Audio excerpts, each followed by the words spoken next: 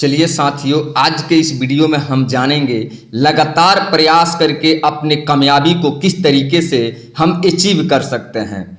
Law of average, लगातार प्रयास। आज के जो ये टॉपिक है लॉ ऑफ एवरेज, लगातार प्रयास के ऊपर आज का ये टॉपिक है। चलिए साथियों, फूल है गुलाब का तोड़ना नहीं चाहिए, फूल है गुलाब का तोड़ना नहीं चाहिए। अगर आपके अंदर भूख है कामयाबी का तो अगर आपके अंदर भूख है कामयाबी का तो यह चैनल है मिस्टर अनिल कुमार का, यह चैनल है मिस्टर अनिल कुमार का, देखना भूलना नहीं चाहिए, देखना भूलना नहीं चाहिए। चलिए साथियों, आज मैं उस व्यक्ति का बात करने आज जा रहा हूं जिस व्यक्ति को आप सभी लोग भली भांति जानते हैं, अच्छा तरीके से उस व्यक्ति से परिचित हैं। उस व्यक्ति के बारे में मैं बताने जा रहा हूं, दशरथ माझी की कहानी। दशरथ माझी अपने बीवी से बहुत प्यार करते थे।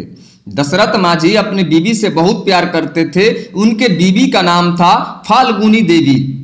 वह अपने पति दशरथ माझी के लिए रोजाना पहाड़ को पार करके खाना पानी लेकर जाती थी। उस दौरान पहाड़ पर एक मिट्टी का घड़ा गिर गया। जब वो अपने पति को खाना लेके जा रही थी तब तक एक मिट्टी का घड़ा गिर गया और वह फिसलने से, जब घड़ा गिरा तो फिसल गई और फिसलने से वो गिर गई और गिरने के बाद से वो घायल हो गई। घायल होने के बाद से 1960 ईस्वी में उनके पत्नी का देहांत हो गया। जब वो घायल हुई, घायल होने के कुछ दिन बाद 1960 ईस्वी में उनकी पत्नी का देहांत हो गया। उनके पत्नी के देहांत होने के बाद से वो अपने पत्नी से बहुत प्यार करते थे। देहांत होने के बाद से, और ये बातें सोच लिए कि एक पहाड़ के वजह से हमारे पत्नी का मौत हो गया। अस्पताल भी दूर था, उस पहाड़ से बहुत ही दूर था। उस पहाड़ को पार करने में भी लोगों का समय लगता था, लोग जल्दी अस्पताल में नहीं जा पाते थे। इसके वजह से उनकी पत्नी का मौत हो गया और वो इतना अपने बीवी से प्यार करते थे कि सोचे कि आज इसी पहाड़ के वजह से मेरी पत्नी का देहांत हुआ है, उसी तरीके से और लोगों का भी पत्नी है और उन लोगों का भी ऐसा ही कंडीशन होता है कि इस पहाड़ को पार करने में लोगों का समय लग जाता है और उनका बीच में तकलीफें बढ़ जाती है, कितने लोगों का मौत हो जाता है।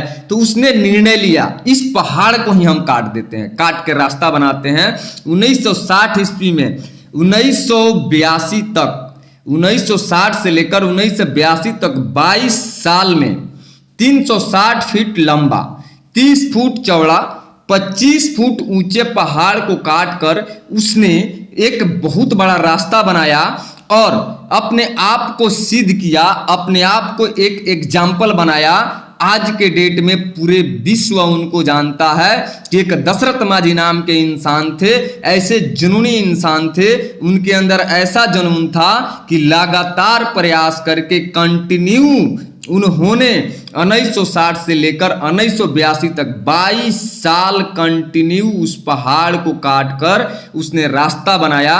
चलिए साथियों, कहते हैं ना संघर्ष ना मुश्किलें तो क्या मजा है जीने में, ना संघर्ष ना मुश्किलें तो क्या मजा है जीने में। आंधी तूफान भी थम जाएगी, आंधी तूफान भी थम जाएगी जब लक्ष्य बना है आपके सीने में। चलिए साथियों, उसी तरीके से लक्ष्य बनाकर, जिस तरीके से दशरथ माझी ने अपने लक्ष्य बनाकर काम किया, उसी तरीके से आप लक्ष्य बना के काम करिए।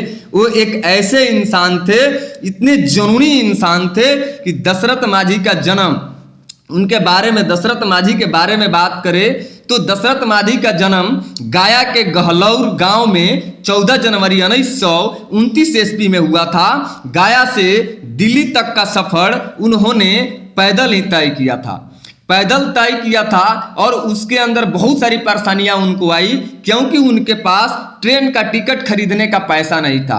वो एक इतने गरीब फैमिली से थे कि उनके पास ट्रेन का टिकट खरीदने का पैसा नहीं था और उनका रास्ता नहीं पता था, उनको रास्ता नहीं पता था कि कौन सा रोड दिल्ली की तरफ जाता है। इसीलिए वह ट्रेन के पटरी पकड़ के 60 दिन में, यानी कि 2 महीने में पूरे गया से वो दिल्ली तक का 1400 किलोमीटर का सफर तय किए थे। तो साथियों, इस चीज से हम यही बताना चाहते हैं कि एक वो ऐसे इंसान कि उतना बड़ा पहाड़ आप सोच सकते हैं कि उतने बड़ा पहाड़ को उसने 360 फीट लंबा, 30 फुट चौड़ा, 25 फुट ऊंचे पहाड़ को काटकर और 60 दिन में गया से लेके 1400 किलोमीटर पार करके दिल्ली का सफर तय किया। तो सोच सकते हैं कि उनके अंदर किस तरीके का जुनून होगा, किस तरीके का जज्बा होगा। और उसी तरीके से उन्होंने लगातार प्रयास किया। 60 दिन कंटिन्यू प्रयास करने के बाद से वो दिल्ली पहुंचे थे, वो भी पैदल।